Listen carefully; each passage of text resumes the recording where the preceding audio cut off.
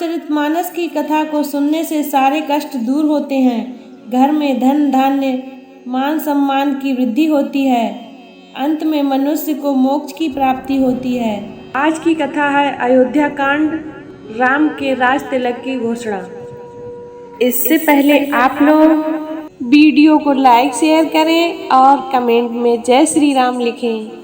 भगवान आपकी सारी मनोकामना पूरी करेंगे। कैकय पहुंचकर भरत अपने भाई शत्रुघ्न के साथ आनंद पूर्वक अपने दिन व्यतीत करने लगे।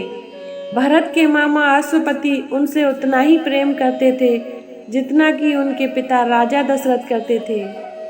मामा के इस स्नेह के कारण उन्हें यही लगता था मानो वे ननिहाल में न होकर अयोध्या में ही हों। इतने पर भी उन्हें समय समय पर अपने पिता का स्मरण हो आता था और वे उनके दर्शनों के लिए आतुर हो उठते थे। राम और लक्ष्मण उनकी सेवा में हमेशा संलग्न रहते थे, फिर भी वे भरत और शत्रुघ्न से मिलने के लिए अनेक बार व्याकुल हो उठते थे। समय व्यतीत होने के साथ राम के सद्गुणों का निरंतर विस्तार होता जा रहा था। राजकाज से समय निकालकर आध्यात्मिक स्वाध्याय करते थे।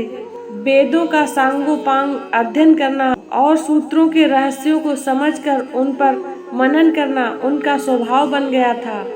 दुखियों पर दया और दुष्टों का दमन करने के लिए सदैव तत्पर रहते थे। वे जितने दयालु थे वे उससे भी कई गुना कठोर दंड देने में थे।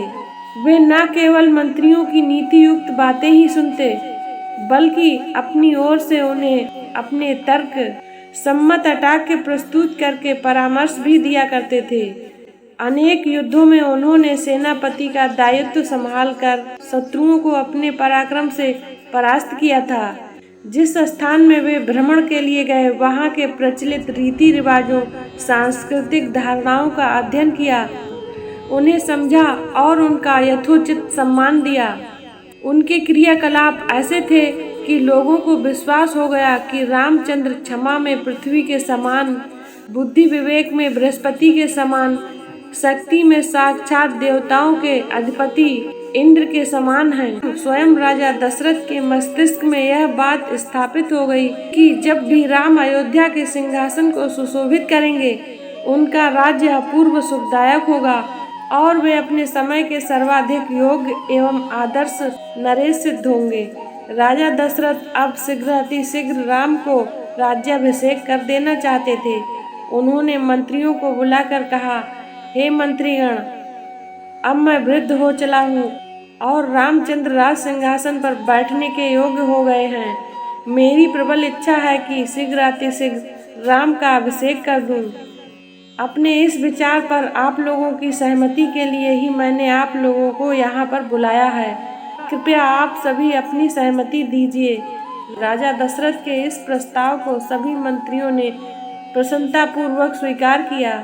शीघ्र ही राज्य में राज तिलक की तिथि की घोषणा कर दी गई और देश देशांतरों के राजाओं को इस शुभ उत्सव में सम्मिलित होने के लिए निमंत्रण पत्र भिजवा दिए गए। थोड़े ही दिनों में देश देश के राजा, महाराजा, निवासी, ऋषि मुनि, अनेक प्रदेश के विद्वान तथा दर्शकगण इस अनुपम उत्सव में भाग लेने के लिए अयोध्या में आकर एकत्रित हो गए। आए हुए सभी अतिथियों का यथोचित स्वागत सत्कार हुआ तथा समस्त सुविधाओं के साथ उनके ठहरने की व्यवस्था की गई। निमंत्रण भेजने के कार्य की उतावली में मंत्रीगण मिथिलापुरी और महाराज कैकय के पास निमंत्रण भेजना ही भूल गए। राज तिलक के केवल 2 दिवस पूर्व ही मंत्रियों को इस पर ध्यान आया।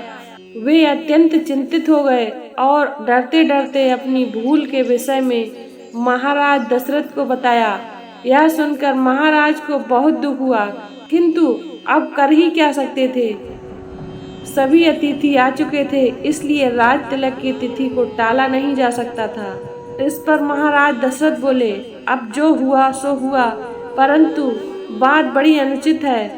वे लोग घर के ही आदमी हैं, उन्हें बाद में सारी स्थिति समझाकर मना लिया जाएगा। आज की कथा को यहीं पर विराम देते हैं। इससे आगे की कथा है अयोध्या में राज तिलक की तैयारियां। देखना ना भूलें। रामचरितमानस की कथा सुनने के लिए हमारे चैनल को ज़्यादा से ज़्यादा लाइक शेयर एंड सब्सक्राइब करें। जय श्री राम।